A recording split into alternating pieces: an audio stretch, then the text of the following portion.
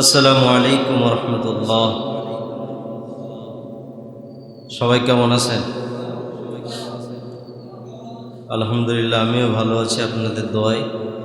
মহান আল্লাহ পাক রব্বুল আলামিনের লাখ কোটি শুকরিয়া, যিনি আমাদেরকে একটি সপ্তাহ পরে পবিত্র জুমার দিন সফর মাসে মসজিদের ঘরে আসার বসার মতো সুযোগ তৈরি করে দিয়ে দিলেন। ইনশাআল্লাহ সুবহানাহু তাআলা দরবারে দিল থেকে আমরা শুকরিয়া আদায় করছি।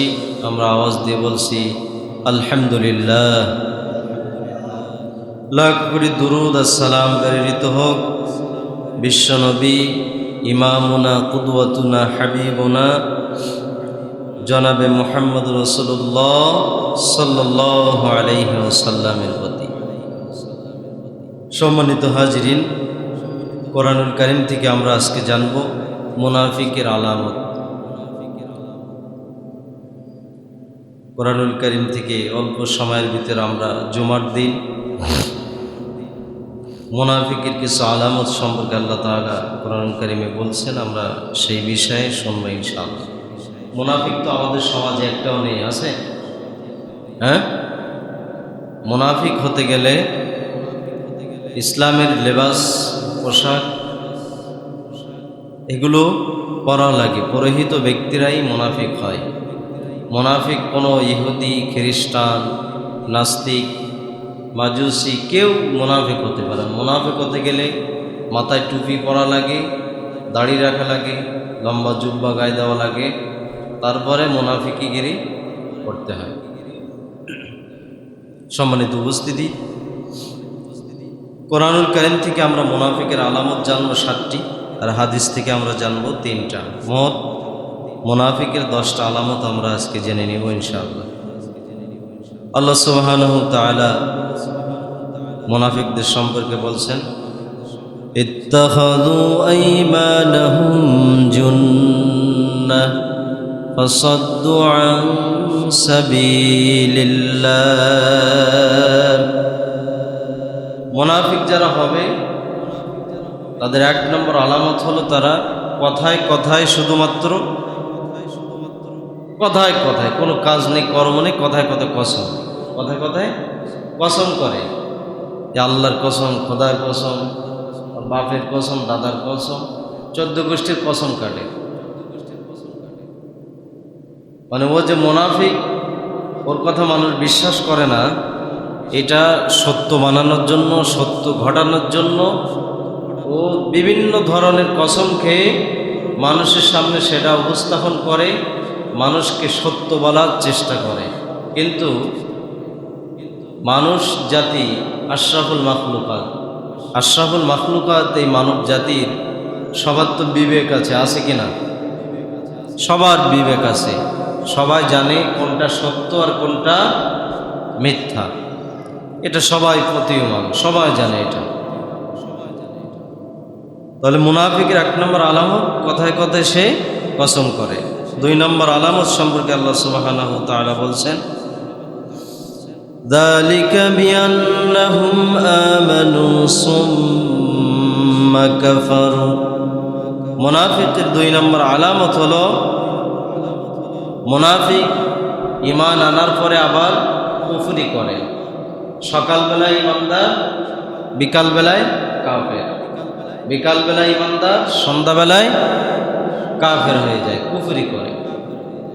মুনাফিকদের একটা লিস্ট ছিল, 370 জন মুনাফিক ছিল রাসূলের জামানায়। তার ভিতরে মুনাফিকের সর্দার ছিল আব্দুল্লাহ বিন উবাই বিন সুলুল, যে লম্বা জুব্বা ছিল, তার মাথায় বড় টুপি ছিল, পাগড়ি বাঁধত। আপনি আমি তো সাধারণ ইমাম খতিবের পিছনে নামাজ আদায় করি, আর এই মুনাফিকের সর্দার আব্দুল্লাহ বিন উবাই বিন সুলুল বিশ্বনবী মুহাম্মদ রাসূলুল্লাহ সাল্লাল্লাহু আলাইহি ওয়াসাল্লামের পিছনে 5 ওয়াক্ত সালাত প্রতিনিয়ত আদায় করতেন। মসজিদে নামাজ কালাম রাসূলের সাথে আদায় করে বাহিরে যে আবার আবু জেহেল, উতবা, সাইবা, মুগীরা বড় বড় কাফের যারা ছিল তাদের সাথে আবার বলতো, না আমি মুহাম্মাদের দলের লোক না, আমি তোমাদেরই মানুষ। যেমন বর্তমান শ্রেষ্ঠ মুনাফিক পৃথিবীর ভিতরে, রক্ত পিপাসু 3 জন মুনাফিক বর্তমান বিশ্বের ভিতরে মানুষের চোখে ধরা পড়ে। কয়জন? 3 জন। 1 নম্বর রক্ত পিপাসু মুনাফিক কাফের, বর্তমান মুসলমানদের প্রতি নির্যাতিত, যে মুসলমানেরা নির্যাতন চালানো হচ্ছে আমাদের কলিজার টুকরা মুসলিম ভাই বোনদের প্রতি, বনিয়ামিন নেতানিয়াহু, এ হলো মুনাফিকের, কাফের, বেঈমান, রক্ত পিপাসুর, এ হলো 1 নম্বর বদমায়েশ মুনাফিক। এ মুখে বলে একরকম আর তলে তলে কাজ করে আরেক রকম। 2 নম্বর রক্ত পিপাসু মুনাফিক হলো গুজরাটের কসাই নরেন্দ্র মোদী। আর 3 নম্বর মুনাফিক হলো রক্ত পিপাসু মুনাফিক, যে দেশ থেকে পালানোর পরেও হাজার হাজার মানুষ গুম করার পরেও, হত্যা করার পরেও এখন আবার নয়া দিল্লিতে বসে মুনাফিকিগিরি করে এখনো পর্যন্ত তার কত যে রক্ত দরকার আল্লাহই ভালো জানেন। এখনো মানুষের রক্ত নেওয়ার জন্য ওখানে বসে বসে আকড়া কাটতেছে, তার নিজ প্রভুদের কাছে বসে আকড়া গেড়ে। সাম্প্রতিক সময়ে আপনারা দেখেছেন এই খুনি হাসিনা রক্ত পিপাসু মুনাফিক দিল্লিতে বসে বসে মুনাফিকিগিরি করে বাংলাদেশের নিরীহ মুসলমানদের প্রতি আবারও রক্ত নেওয়ার জন্য, মুনাফিকি করার জন্য সে প্রকাশ্যে নরেন্দ্র মোদীর সাথে আকড়া গেড়ে ডাম্বুরা বাঁধ খুলে দিয়ে, তিস্তার বাঁধ খুলে দিয়ে হাজার হাজার নয় লক্ষ লক্ষ মুসলমানদের পানির ভিতরে ভাসিয়ে দিচ্ছেন। ছোট্ট ছোট্ট মাসুম বাচ্চাদেরকে ভাসাচ্ছেন, বয়োবৃদ্ধদেরকে ভাসাচ্ছেন, গর্ভবতী মা বোনদেরকে। এই খুনি হাসিনা আবার নয়া দিল্লিতে বসে বসে নরেন্দ্র মোদীর সাথে আকড়া গেড়ে এই 1-2 দিন হলো ফেনী, কুমিল্লা, চট্টগ্রামে ডাম্বুরা, তিস্তার বাঁধ খুলে দিয়ে হাজার হাজার লক্ষ লক্ষ মুসলমানদেরকে পানির ভিতরে সে ভাসিয়ে আবারও রক্ত নেওয়ার জন্য পায়তারাই চালাচ্ছে। সে মাতোয়ারা হয়ে উঠেছে মুসলমানদের রক্ত নেওয়ার জন্য। এই যে খুনি হাসিনা, এর নাম তো মুসলমানের নাম নাকি? হাসিনা বাবা ছিল মুসলমান, মা ছিল মুসলমান, সেও মুসলমান। কিন্তু মুনাফিক যে বাস্তবে যে এরকম হয়, আমরা তো আব্দুল্লাহ বিন উবাই বিন সুলুলকে দেখিনি। দেখেছি কেউ দেখিনি। রসুলের পিছনে নামাজ আদায় করতো, অথচ মুনাফিকিগিরি করত। কিন্তু আমরা ওটাকে না দেখে বর্তমানে যে খুনি ফ্যাসিস্টবাদী এই যে হাসিনাকে আমরা দেখতেছি, মুনাফিক কত প্রকার কি ভাবে মুনাফিকি হয়, করা যায়। বাস্তব সমস্ত গুণাগুণ এই শয়তানটার ভিতরে আছে। নয়া দিল্লিতে বসে বসে সে মুনাফিকের আকড়া কাটতেছে। আপনারা এগুলো দেখেছেন যে বন্যায় কি অবস্থা। বাংলাদেশ জামাত ইসলামের পক্ষ থেকে শত শত টন খাদ্য সামগ্রী নিয়ে সেখানে পৌঁছায় গেছে মানুষের মাঝে বিলি করার জন্য। আর সুন্নাহ ফাউন্ডেশন থেকে শত শত টন শুকনা খাদ্য দ্রব্যাদি নিয়ে বন্যাত্ম মানুষের পাশে তারা দাঁড়িয়েছেন। আলেম ওলামারা দাঁড়িয়েছেন, সমস্ত শ্রেণীর সব ঘরানার আলেম ওলামারা আজকে দেখেন ফেনীতে, চট্টগ্রামে, কুমিল্লায় তারা খাদ্য বিতরণ কাজে তারা বেশ ব্যস্ত হয়ে গেছে।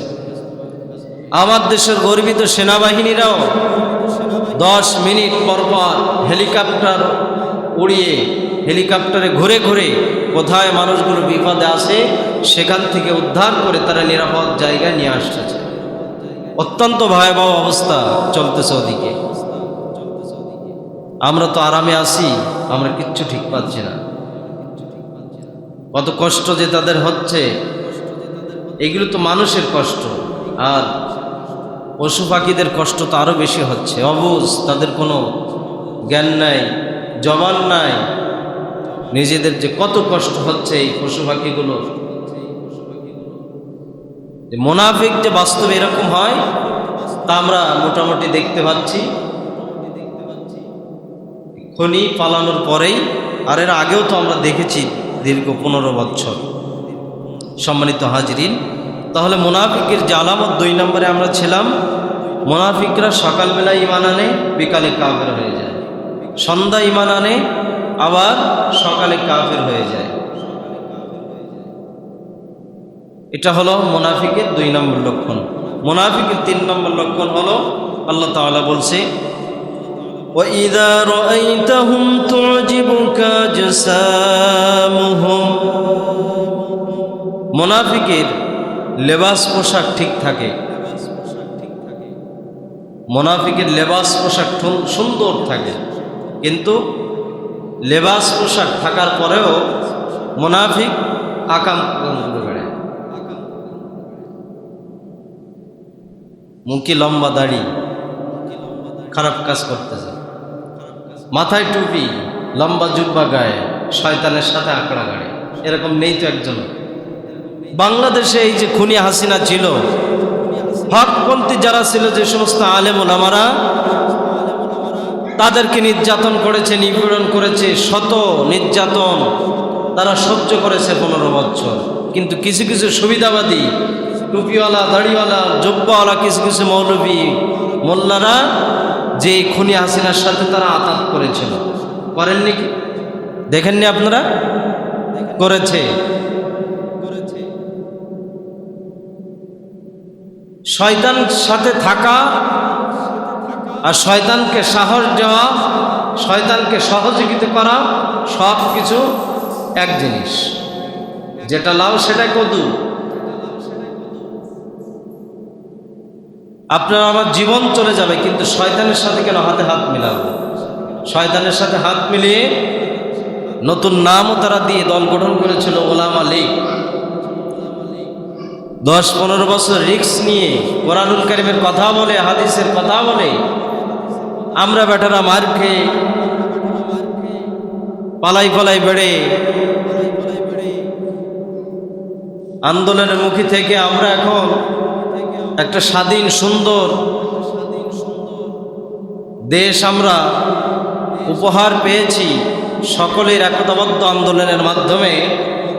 আর এই শয়তানেরা শয়তানের সাথে ছিল, শয়তানরাও বিদায় নিয়েছে, এখন এরা আবার আতাত করা শুরু করেছে হকপন্থী আলেম ওলামাদের সাথে। বাংলাদেশে সাধারণ কোনো মানুষের কোনো প্রয়োজন হবে না। মুনাফিক বেঈমান নাস্তিকেরা বাংলাদেশে ঠাঁই পাবে না, যদি মাত্র কেবলমাত্র শুধুমাত্র বাংলাদেশের আলেম ওলামারা, সব ঘরানার আলেম ওলামারা যদি একত্রিত হয়, এক থাকে, একতাবদ্ধ হয়ে থাকতে পারে, কোনো মুনাফিক বেঈমান নাস্তিকবাদ বাংলাদেশের জমিনে তারা বুক ফুলিয়ে চোখ উঁচা করে ক্ষমতার কোনো আসীন তারা বাংলাদেশে পাবে না ইনশাআল্লাহ। যতগুলো ইসলামী দল আছে এরা যদি একত্রিত থাকতে পারে, আলহামদুলিল্লাহ সমস্ত উলামায়ে কেরামরা এখন এক প্ল্যাটফর্মে আসার চেষ্টা চলছে, সবাই প্রায় এক প্ল্যাটফর্মে চলে আসতেছে। এটা আল্লাহ তাআলার অশেষ রহমত। কিছু কিছু ইখতিলাফ থাকতে পারে মাসলাগত দিক থেকে, কিন্তু আমরা সবাই তো মুসলমান, তাই তো নাকি? আমাদের কোরআন কি 2টা না 1টা? কথা বলেন। 1টা। হাদিস কয়টা? রসুলের মুখ মিশ্রিত যতগুলো বাণী বের হয়েছে সবগুলো হাদিস, কোরআন হাদিস সব এক। এই এক থাকার পরেও আমাদের ভিতরে কিছু কিছু মাসলা নিয়ে ইখতিলাফ থাকতে পারে। এগুলো সাহাবী আজমাইন যারা ছিলেন রাদিয়াল্লাহু তাআলা আজমাইন, ওনাদের ভিতরেও ইখতিলাফ ছিলেন। মাসলাগত দিক দিয়ে অনেক সাহাবীদের মত একত্রিত ছিল না, বর্তমানেও থাকবে না, ভবিষ্যতেও থাকবে না। এটা হলো ইসলামের সৌন্দর্য। তাহলে মুনাফিকের 3 নম্বর লক্ষণ আমরা আজকে জানতে পারলাম। মুনাফিকের লেবাস পোশাক ঠিক থাকে, ঠিক থাকার পরেও আবার আকাম কুকাম করে বেড়ায়। এই মানুষগুলো যাদেরকে দেখবেন, আজকে এই আলামতগুলো জানতে পারলেন, জানার পরে ওদের সামনে বলবেন যে তোমার এই যে তোমার ভিতরে যা পাচ্ছি এই আলামত তো বাস্তবিক অর্থে তুমি তো মুনাফিক। মুনাফিকের যে আলামত তোমার ভিতরে সবগুলো পাওয়া যাচ্ছে। আমরা বলতে পারবো না একটু? হ্যাঁ, মুনাফিকের 4 নম্বর আলামত আল্লাহ তাআলা বলছে,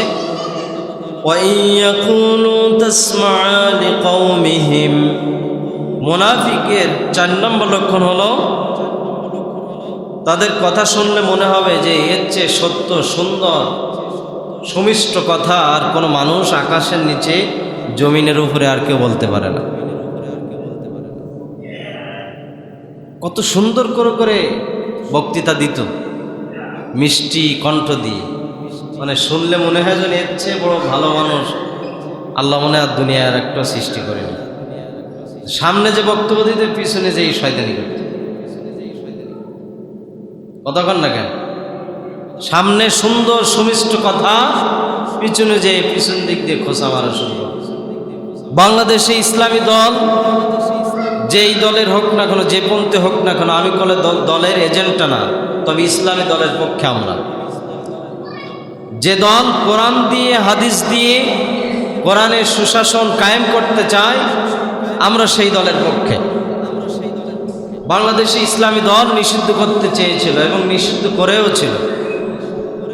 ঠিক ইসলামী দল নিষিদ্ধ করল, ঘোষণা দিল, অবৈধ ট্রাইব্যুনাল গঠন করে 1 সপ্তাহের মাথায় বহুজান নিজেই নিষিদ্ধ হয়ে গেল বাংলাদেশ থেকে। কতক্ষণ না কেন? ইসলাম বাদ দিতে চাইল, ইসলামী দল নিষিদ্ধ করতে চাইল, কিন্তু মনের অজান্তেই নিজে যে দেশ থেকে পালালো আর নিজেই নিষিদ্ধ হয়ে গেল, নিজেই এখন ঠিক পায় না যে কি করলাম আর কি করলাম। কি পরিমাণের যে খাওয়া খেয়েছে অবৈধভাবে। রংপুরে রূপপুর পারমাণবিক বিদ্যুৎ কেন্দ্র থেকে 60,000 কোটি ডলার সেখান থেকে লুটপাট করে খেয়ে ফেলেছে।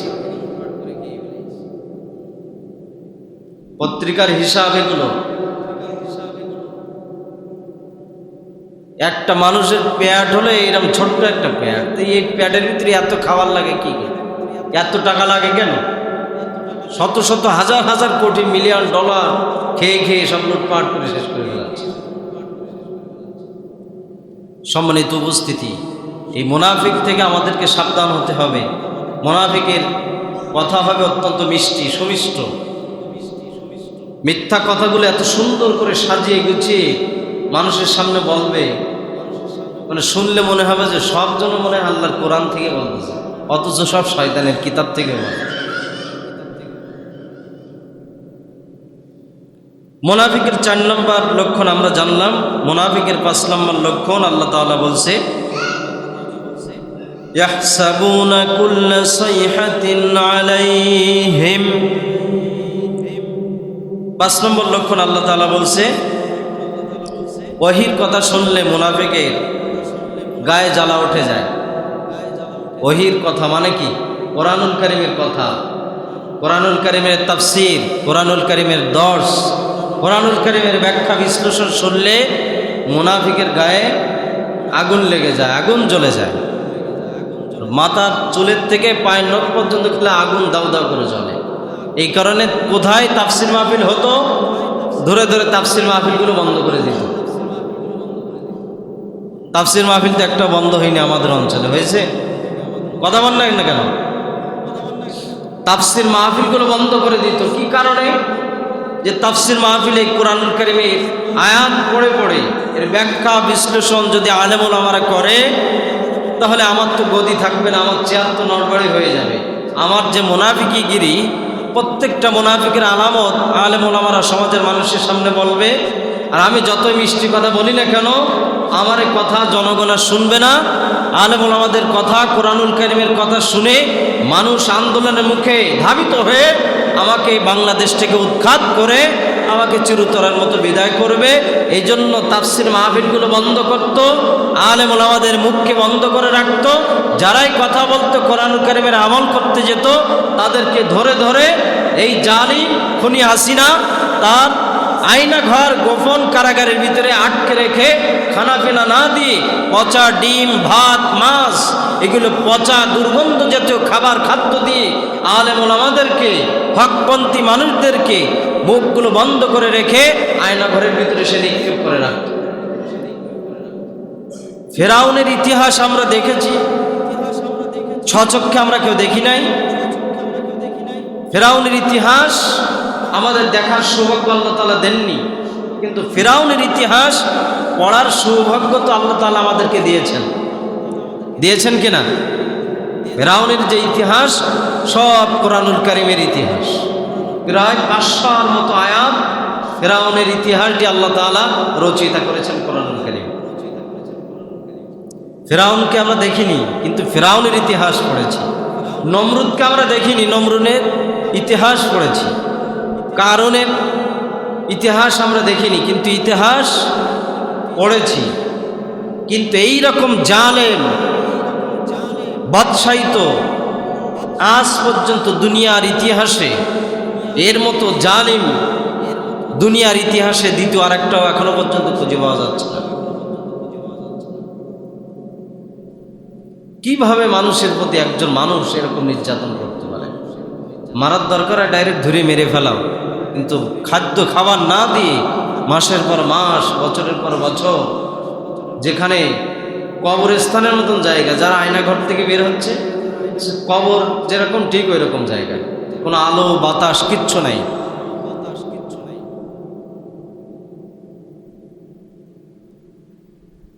সম্মানিত উপস্থিতি, আল্লাহ তাআলা আমাদের মাথার থেকে বোঝা নামিয়েছেন, কিন্তু আমাদের সতর্ক হতে হবে। দিল্লি বসে বসে আবার আঁকড়া কাটতেছে, স্বামীর কোলে বসে বসে খুব আরামায়েশে মেতে আছে। বাংলাদেশের মানুষ আমরা মনে করতেছি আমাদের দেশ মনে খুব ভালো জায়গায় চলে গেছে, আর কোনো চিন্তা নেই। না, ওখানে যেতে পারলো না, কয়দিন হলো, এর ভিতরেই ডাম্বুরা তিস্তার বাঁধ খুলে দিয়ে হাজার হাজার মানুষকে পানির ভিতরে তারা ডুবাই মারতেছে। পানির দরকার হয় গ্রীষ্মকালে, সেই সময় পানি দেয়। এখন বর্ষার মৌসুমে আল্লাহ তাআলা পানি দিচ্ছেন, এই সময় আবার ওই শয়তানেরা বাঁধগুলো খুলে দিয়ে দিয়েছে। আমাদের সমাজে যারা বলে যে ভারত আমাদের বন্ধু, এই টাকওয়ালা মাথাওয়ালা বুদ্ধিজীবীগুলো আমি একটু দেখতে চাই কিভাবে ভারত তোমার বন্ধু হয়। ভারত বন্ধুত্ব করতে চেয়েছে, যতগুলো বন্ধুত্ব দোহাই দিয়ে বাংলাদেশকে ধোঁকা দিয়েছে, বোকা বানিয়েছে। প্রত্যেকটা বন্ধুত্ব ধোঁকা, এই ধোঁকা দিয়ে বোকা বানিয়ে বন্ধুত্বর ইতিহাস নকল করে মুনাফিকি করে আমাদের থেকে তারা স্বার্থ হাসিল করে নিয়েছে। যতগুলো কাজ করেছে স্বার্থ হাসিল ছাড়া কোনো কাজ নেই। ওদের স্বার্থ শেষ, স্বার্থ ফুরিয়ে গেছে, ওরা বাংলাদেশ থেকেই হাত উঠিয়ে নিয়েছে। 750 বছর মুসলমানেরা ভারত শাসন করেছে। একটা বিধর্মীদের গায়ে একটা ফুলের আঘাত, ফুলের কাটার আঘাতও মুসলমান দেয়নি। আর এই শয়তানগুলো কয়দিন বসতে পারল না, মুনাফিকিগিরি করতে করতে রক্ত চুষতে চুষতে এত দূর পর্যন্ত চলে গেছে। বিগত দিনের সমস্ত জালেম বাদশাদের ইতিহাসগুলো তারা শেষ করে নতুন ইতিহাস তারা গড়তেছে। আমরা তাদের মিষ্টি কথায় ভুলবো না, ইনশাআল্লাহ পারবো না। যতই মিষ্টি কথা বলুক না কেন এই মুনাফিকরা, আমরা আর তাদের মিষ্টি কথার ভিতরে যাব না। যদি আবার যায়, আবার আমাদের মাথার উপরে জালিম শাসক বসবে। এখনো অনেক ভয়, এখনো অনেক চিন্তা চেতনা করতে হবে। ভারতের এজেন্ডা চলে গেছে, নতুন করে বাংলাদেশ নিয়ে আমার চিন্তা হচ্ছে, আশঙ্কা হচ্ছে আমেরিকার এজেন্টটা বাংলাদেশে আবার চালু হয় কিনা, এটা আশঙ্কাজনক। খুব সাবধান হতে হবে আমাদেরকে। মুনাফিকের 6 নম্বর আলামত, 6 নম্বর লক্ষণ আল্লাহ তাআলা বলছে, وَإِذَا لَقُوا الَّذِينَ آمَنُوا قَالُوا آمَنَّا মুনাফিকের 6 নম্বর আলামত হলো মুনাফিকরা তারা দ্বিমুখী আচরণ করে। সামনে এসেই আপনার সামনে আমার সামনে এসেই আপনার আমার প্রশংসায় লিপ্ত হয়, না আপনি তো সেরা, আপনি ছাড়া আমাদের কোনো ভরসা নেই। পিছনে গেলে ধরে নৌকা ফুটো করে ফেল, নৌকার কোনো ভরসা আছে? কথা কন না কেন? নৌকার এত মানুষ ছিল, এখন সে নৌকার মানুষগুলো কোন জায়গায়? ওরা ক্ষমতায় বসে বসে খালি বলতো চারিপাশে যা কিছু আছে সব আমাদের, আমাদের ছাড়া আর কোনো জায়গায় কিচ্ছু নেই। এখন এই লোকজনগুলো গেল কোথায়? এই লোকগুলো তো আমি এখন খুঁজে পাচ্ছি না। মানুষ খালি আশায় ছিল গিয়ারের চেয়ারটা খালি একটু ছাড়ো, তো নৌকা ঘোষণা দিতে নূহ নবীর নৌকা না ঘোষণা দিয়েছিল না, এই নৌকা হলো নূহ নবীর নৌকা, নূহ নবীর কিস্তি। নূহ নবীর কিস্তি যদি হয়, নূহ নবীর কিস্তিতে এখনো দুনিয়া আছে, সাইবেরিয়ার পাহাড়ের উপরে এখনো অক্ষত অবস্থা আছে। তো ওটা যদি হাজার হাজার বছর ওখানে থাকতে পারে, তা তোমারটা এই অল্প দিনই শেষ হয়ে গেল কে? মাস করতে পারলো না, আগস্ট মাস এখনো শেষ হয়নি। আগস্ট হলো তোমাদের বিপদ। আগস্টে তোমার বাপও গেছে, 14 গোষ্ঠী গেছে, তুমিও গেছো। আগস্টে দেখো আবার তোমার ফাঁসিও হয় কেন? খাস বাংলা বললাম আর কি। মুনাফিকের 6 নম্বর আলামত হলো দ্বিমুখী আচরণ। আমার সামনে এসে আমার প্রশংসা, আমার পিছনে যে আমার দুর্নাম বদনাম যা কিছু আছে সব কিছু শুরু করে দিই। মানে সমস্যা হলো আমাদের বাঙালিদের নিজের চেহারা আয়না ছাড়া তো দেখা যায় না। যায়? কথা বলেন নাকি আপনারা? নিজের চেহারা আয়না ছাড়া কি দেখা যায়? দেখা যায় না। আমি যদি আমার চেহারা আয়না ছাড়া যদি দেখতে পেতাম, তাহলে আমি আমার ভুলটা কোথায় আছে সেটা আমি শুধরাতাম, অন্যের ভুল ধরার জন্য আমি ব্যস্ত থাকতাম না। কিন্তু সমস্যা হলো আমাদের এইখানে নিজের চেহারা যে নিজে দেখতে পাই না।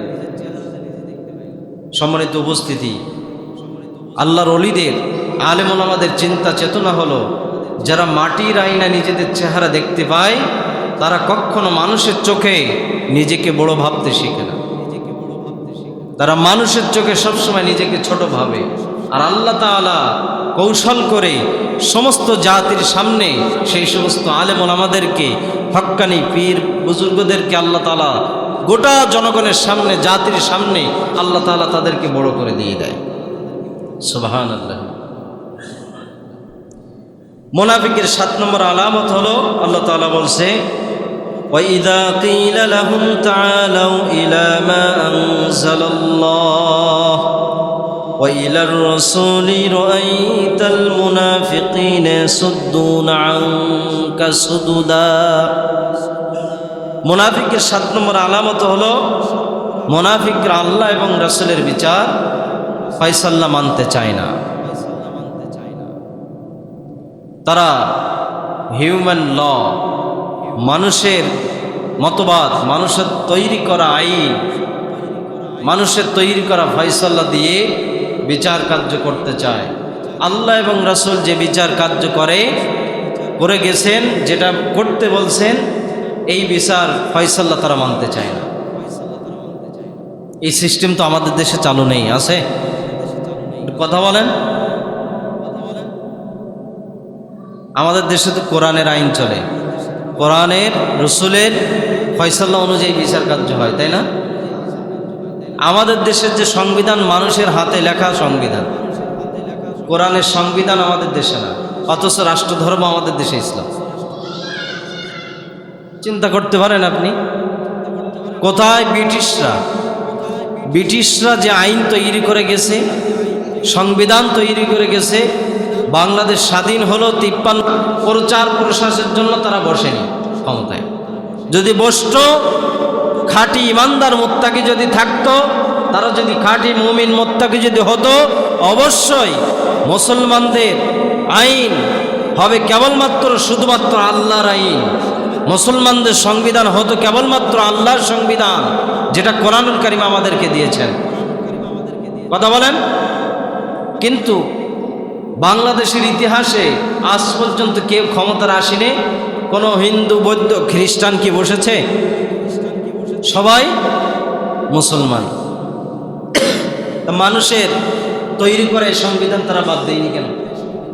মিস্টার লর্ড ম্যাকুলে, যার ছদ্মনাম বর্তমানে ডব্লিউ বুশ, ওনার প্রকৃত নাম হলো মিস্টার লর্ড ম্যাকুলে। এই নামের অধিকারী ব্যক্তি, তিনি যে আইন তৈরি করে গেছেন সেই আইন বাংলাদেশে চলে। আর বাংলাদেশের সংবিধানের প্রণেতা হলো ডক্টর কামাল, যিনি একটা নাস্তিক মার্কা লোক, যিনি একটা নাস্তিক মার্কা মানুষ, সম্পূর্ণ ইসলাম বিদ্বেষী। এই ডক্টর কামাল কঠিন একটা ব্র্যান্ডের মানুষ, যিনি বিগত নির্বাচনের আগে ওনার মাধ্যমে বাংলাদেশের সমস্ত দলকে একত্রিত করতে চেয়েছিল। এই খুনি হাসিনা শত শত কোটি টাকা এই ডক্টর কামাল ওনার কাছ থেকে নিয়েছিলেন, সমস্ত দলকে একত্রিত করে নির্বাচনে আনলো। কিন্তু নির্বাচনে আনার পরেও ওরা বারবার বক্তব্য দিয়েছেন যে লেভেল প্লেইং তৈরি হয়েছে, সবার সমান অধিকার তৈরি হয়েছে, সবার জায়গা মতো যে সুন্দরভাবে তাদের ভোট প্রয়োগ করে আসবে। কিন্তু একটু আওয়াজ দিয়ে সবাই বলেন তো, আমরা ভোট কেন্দ্র যাওয়ার পরেও কি আমরা ভোট দিতে পেরেছিলাম? কেউ? ভোট কেন্দ্রে গিয়েছি, যাওয়ার পরে বলতেছে যে আপনার কষ্ট করে তো কেন্দ্রে আসার দরকার নেই, আসছেন কেন? আপনার ভোট তো অমুকে দিয়ে গেছে, তমুকে দিয়ে গেছে।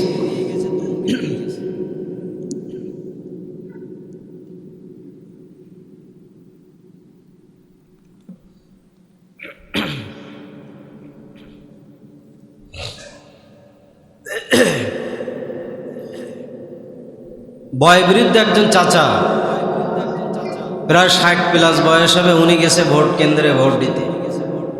লেভেল প্লেইং যে সময় তৈরি করেছিল ডক্টর কামালের মাধ্যমে, তার 60 বছর প্লাসের চাচা কেন্দ্রে যাওয়ার পরে কিছু গন্ডা মস্তান কেন্দ্রের সামনে দাঁড়ানো, তারা বলতেছে চাচা এত কষ্ট করে ভোট কেন্দ্রে আসছেন কেন? আপনার ভোট তো চাচি দিয়ে গেছে একটু আগে। চাচা বলতেছে চাচি যে আসলো এত বছর পরে, তা আমার একটু ডাকোনি কেন তোমরা? চাচির একটু মায়া ভরা চোখ দিয়ে আমি একটু দেখতাম। তোমার চাচি তো আমার কাছ থেকে বিদায় নিয়েছে 7-8 বছর আগে, তোমাদের কাছে যেহেতু নতুন করে আবার তোমাদের চাচি আসছিল, তা আমার একটু ডাকলি মন ভরে আমি তোমার চাচিকে একটু দেখে নিতাম। কি শয়তান, কত বড় মুনাফিকি মানুষের সামনে করেছে, জাতির সামনে করেছে। জাতির কাছে স্পষ্ট হয়ে গেছে মুনাফিক সত্যিকারে কারা ছিল, মুনাফিক কারা, এটা জাতির সামনে পরিষ্কার হয়ে গেছে। আর আজকে তো আমরা কোরআন থেকে জেনে নিলাম যে মুনাফিকের যে আলামতগুলো আমরা জানতে পারলাম। 7টা আলামত আমরা কোরআন থেকে জেনেছি, এবার আর 3টা আলামত হাদিস থেকে আমরা জানব। রাসূল সাল্লাল্লাহু আলাইহি ওয়াসাল্লাম বলছে আয়াতুল মুনাফিকি সালাস। হাদিসের থেকে আমরা যে 1 নম্বর মুনাফিকের আলামত, সেটা হলো মুনাফিক সবসময় মিথ্যা বলে। মুনাফিক যারা হয় সবসময় মুখে মিথ্যা কথা ছাড়া কোনো সত্য কথা মুখের ভিতরে নেই। সত্য বলকে মিথ্যা বলে ছেড়ে দিয়ে দেয়, আর মিথ্যা বলকে সত্য বানিয়ে ছেড়ে দেয় তারা। এটা হলো মুনাফিকের 8 নম্বর কারণ, হাদিসের 1 নম্বর। আর টোটাল যে 10টা পয়েন্ট মুনাফিকের, তার ভিতরে 8 নম্বর পয়েন্ট। 9 নম্বর পয়েন্ট, আল্লাহ রাসূল সাল্লাল্লাহু আলাইহি সাল্লাম বলছেন ওয়াইদা ওয়াদা আখলাফা। মুনাফিকের 9 নম্বর লক্ষণ হলো মুনাফিক ওয়াদা দিয়ে ওয়াদা ঠিক রাখে না।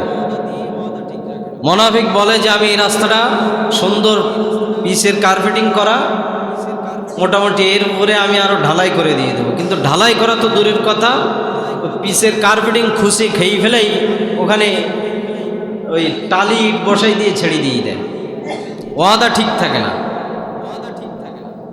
মুনাফিক সুন্দর বক্তব্য দেওয়ার সময় বলে যে আমি এখানে 1 লক্ষ টাকা দিব, 5 লক্ষ টাকা দিব, এত দেব, এই করব সেই করব, কিন্তু মুনাফিক এখান থেকে চলে যাওয়ার পরে তার ওয়াদা ঠিক থাকে না। ওয়াইদা ওয়াদা আখলাফা, মুনাফিক ওয়াদা দিয়ে ওয়াদা ঠিক রাখে না। সর্বশেষ মুনাফিকের লক্ষণ ওয়াইদা তুমিনা খানা, মুনাফিকের 10 নম্বর আলামত হলো তারা আমানাতের খেয়ানত করে, আমানতদারিতা রক্ষা করতে পারে না। আপনি আমার কাছে কিছু আমানত রেখে গিয়েছেন, কথার হোক অর্থর হোক, যে কোনো দিকের একটা জিনিস আমার কাছে আপনি রেখে দিয়েছেন, এটা আমি রক্ষা করতে পারিনি, আমি মুনাফিক হয়ে যাব। এই আমানতটা রক্ষা করা আমার ইমানই দায়িত্ব, ইমানের সাথে সম্পৃক্ত। আজকে এরা আমানত রক্ষা করা তো দূরের কথা, বরঞ্চ আরো মানুষের টাকা পয়সা যেখানে যা ছিল এখন ব্যাংকে টানাটানি শুরু হয়ে গেছে। অনেকের ব্যাংকের অ্যাকাউন্টে টাকা নেই, 10 লক্ষ 20 লক্ষ 50 লক্ষ টাকা ব্যাংকে রেখেছে, যে দেখতেছে 50 লাখের তে আর 10 লাখ হারাই গেছে, ওদা হয়ে গেছে। এই ব্যাংকিং সিস্টেমটাও তারা সম্পূর্ণ নিয়ন্ত্রণ করত, নিয়ন্ত্রণ করে নিজেদের হাতের ভিতরে নিয়ে এই আমানতকে, জাতির একটা অন্যতম গুরুত্বপূর্ণ আমানত হলো ব্যাংক, যে টাকা পয়সাগুলো ঘরের ভিতরে রাখা যায় না, আশঙ্কাজনক। জাতি ব্যাংকে রেখে আসে, সুন্দর আমানত সেখানে থাকে, এই জন্য রেখে আসে। কিন্তু এত সুন্দর একটা জায়গা, এই আমানতদারিতা, এই জায়গাটাও তারা রক্ষা করতে পারেনি, সেখানেও খেয়ানত করেছে। আমানতদারিতা রসুলের ক্ষেত্রে কেমন ছিল? রসুল নবুয়ত পাননি, এখনো উনি আল্লাহর তরফ থেকে ঘোষণা হয়নি যে উনি নবী এবং রসুল। এই নবুয়ত পাওয়ার আগেও রসুলের কাছে কাফের বেঈমানেরা এসে এসে আমানত রাখত, টাকা পয়সা স্বর্ণ অলঙ্কার রেখে যেত। আর রসুল সাল্লাল্লাহু আলাইহি সাল্লাম বলতেন যে আপনাদের সমাজে বড় বড় নেতা আছে, আবু জাহাল, উতবা, সাহেবা, তাদের কাছে রাখেন। রসুল সাল্লাল্লাহু আলাইহি সাল্লামকে জবাব দিত মক্কার লোকেরা যে আবু জাহেল, উতবা, সাহেবা ওরা আমাদের নেতা হতে পারে, কিন্তু আপনার মতো আমানতদারিতা তারা কখনো হতে পারে না। আপনি যেভাবে আমানত রক্ষা করেন, কথা কাজে সর্বদিকের সব ধরনের আমানত, ওদের কাছে যদি আমরা টাকা পয়সা স্বর্ণ অলঙ্কার রাখি, ওরা লুটপাট করে সব খেয়ে ফেলাবে, লাস্টে যদি আমরা চাইতেও যাই আমাদের জীবনের হুমকি চলে আসবে সেই ক্ষেত্রে। তা আজকে আপনি হুবাহু মিলান ওই সময়ের যে কাফের বেঈমানেরা যারা ছিল, আমানত রক্ষা করতো না, মুনাফিক যারা ছিল, আজকেও আমাদের সমাজে যাদের কাছে আমরা আমানত রাখতাম, তারা কি আমানতটা খেয়ানত করেছে না রক্ষা করেছে? একটু কথা বলেন, খেয়ানত করেছে না রক্ষা করেছে? খেয়ানত করে ফেলেছে। দেশের সম্পদ আমানত হলো রাষ্ট্রপ্রধানের কাছে, 56,000 বর্গমাইল বাংলাদেশের প্রতিটা ইঞ্চি আমানত হলো যারা দেশ চালায় তাদের কাছে আমানত। এই আমানতগুলো তারা রক্ষা করতে পারেনি, দেশের সম্পদগুলো টুকরা টুকরা করে বিচ্ছিন্ন করে ফেলেছে। দেশের কিছু কিছু অঞ্চল সেটাও তারা আমানত তাদের কাছে ছিল, তারা রক্ষা করতে পারেনি, খেয়ানত করে ফেলেছে। তাহলে পুরাপুরি মুনাফিকের যে 10টা লক্ষণ আমরা কোরআন সুন্নাহ থেকে আজকে জানতে পারলাম, তো সর্বদিক দিয়ে আমরা দেখতে পাচ্ছি বিগত দিনের যে গভর্নমেন্ট ছিল বাংলাদেশে, পুরাপুরি এই 10টা আলামতের সমস্ত সবগুলো আলামত এই বিগত দিনের গভর্নমেন্টের প্রত্যেকটা নেতা কর্মীদের পিছনে প্রত্যেকটা আলামত আমরা খুঁজে খুঁজে পাচ্ছি কি পাচ্ছি না? আওয়াজ দিয়ে বলেন, আছে কি আছে না? আছে, প্রত্যেকটা আলামত তাদের পিছনে লাগে।